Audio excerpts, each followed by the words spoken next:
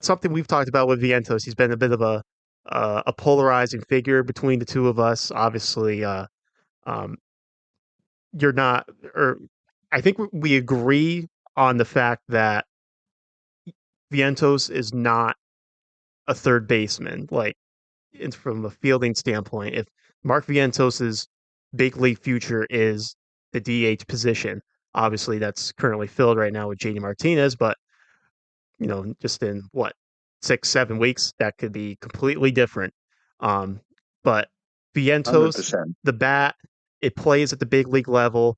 Um, it's just a matter of, in my mind, I mean, he's off to a hot start. You're going to imagine he's going to hit some wall at some point, like we saw with Brett Beatty. Maybe not as bad, um, but Mark Vientos, is this someone that come next off season? Maybe it's a little too hard to tell at the moment, but is this someone you could feel potentially comfortable just marking in as your DH for 2025? For me, it's one big thing with Mark Vientos, and that's strikeouts. Right now, he's limiting his strikeouts, which is a great thing. We always knew that he had the ability to hit the ball hard, and he has the ability to, hit the ball out of the park uh, on most parts of the ballpark. He goes the other way well. So if he's able to limit his strikeouts, I think yes. But yeah, to me, we've seen in AAA that he adjusted to that. He gotten better every year.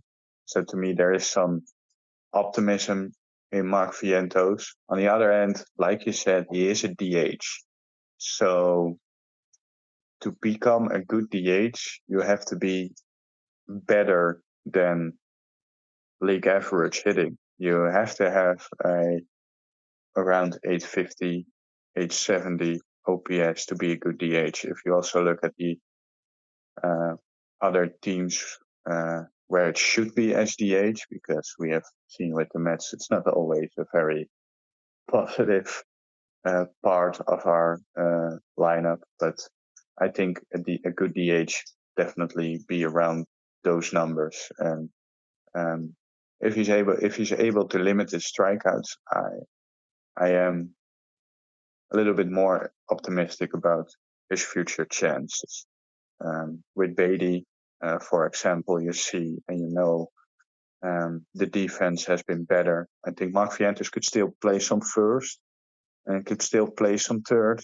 So not necessarily be the strictly DH guy next year, but that depends on what you prefer in the field because, as we mentioned, he's just not a good third baseman.